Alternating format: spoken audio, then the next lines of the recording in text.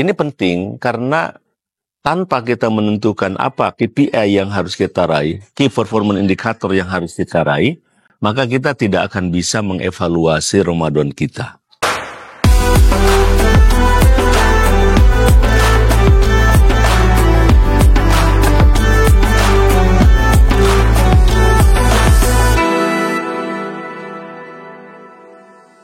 Assalamualaikum warahmatullahi wabarakatuh.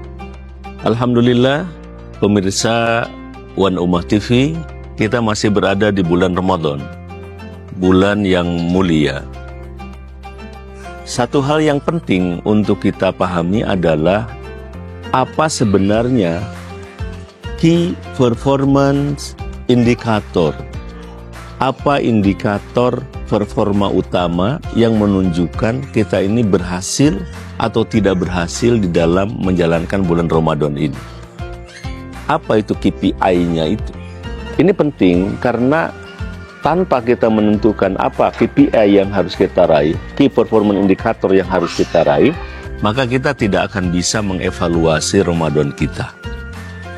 Di dalam Al-Quran jelas sekali disebutkan, Ya ayyuhalladzina amanu kutiba alaikumusiyam kama kutiba alal ladzina min qablikum la'alakum tattaqun.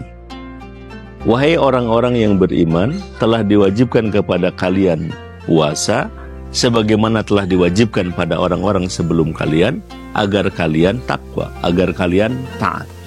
Jadi dasarnya adalah iman, kemudian Allah memerintahkan saum, puasa, siam, ujungnya adalah taat, ketakwaan.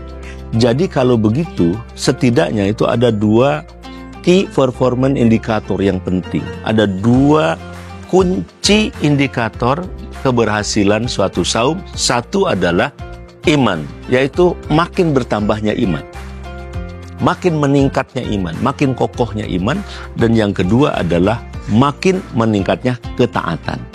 Atau dengan kata lain, agar kita bisa mencapai KPI tersebut, satu, kita harus merebut iman kita, harus booting ulang, restart ulang, sehingga yang tadinya mungkin rada-rada letoy begitu ya, rada-rada lemah, ada virusnya di situ, kita reboot imannya. Dan yang kedua adalah kita upgrade amalnya. Nah, dengan cara seperti itu, maka kita bisa meraih KPI tersebut.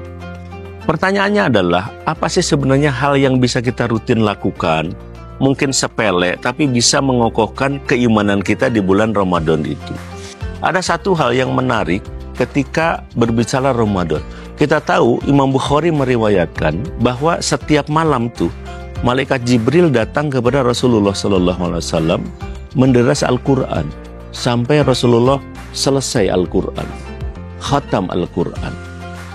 Kemudian juga di dalam hadis Imam Ahmad dikatakan bahwa afdalul kalami ba'dal Quran subhanallah walhamdulillah wa la ilaha illallah wallahu akbar. Bahwa pernyataan terbaik setelah Al-Quran adalah subhanallah walhamdulillah wa la ilaha illallah wallahu akbar. Artinya apa? Artinya di antara yang penting kita lakukan adalah bagaimana membaca Al-Quran. Nah, untuk meningkatkan keimanan, yang pertama adalah saran yang bisa kita lakukan, bagaimana kita mengulang-ulang surat Al-Baqarah ayat 2. Dzalikal kitabu la raiba fihi hudal lil muttaqin. Inilah Al-Quran, tidak ada keraguan di dalamnya, petunjuk bagi orang-orang yang bertakwa. Sehingga ketika kita duduk, ketika kita berdiri, ketika kita berbaring, diulang-ulang kita membaca itu, membaca surat Al-Baqarah ayat 2 tersebut. Kemudian yang kedua adalah perbanyak baca Al-Quran sebagaimana Rasulullah. Tapi membacanya adalah bukan sekedar membaca, tapi juga menghayati, tahu maknanya, dan ujungnya adalah kita mengerti apa yang kita baca. Lalu kita respon. Ketika kita baca Quran tentang istighfar, kita baca istighfar. Ketika kita baca Quran, di situ diperintahkan untuk sujud, kita sujud. Ketika diperintahkan di dalam Al-Quran yang sedang kita baca, kita berinfak, kita niatkan untuk infak. Ketika di dalam Al-Quran diperintahkan kita untuk bertasbih, kita bertasbih. Ketika di dalam Al-Quran yang kita baca saat itu adalah harus beriman kepada akhir, kita kokohkan keimanan kita dan seterusnya. Dengan cara seperti itu, insya Allah kita akan bisa merebut iman kita di bulan Ramadan itu makin kokoh, makin kuat secara istiqomah, dan akan bisa mengupgrade amal kita. Terima kasih. Assalamualaikum warahmatullahi wabarakatuh.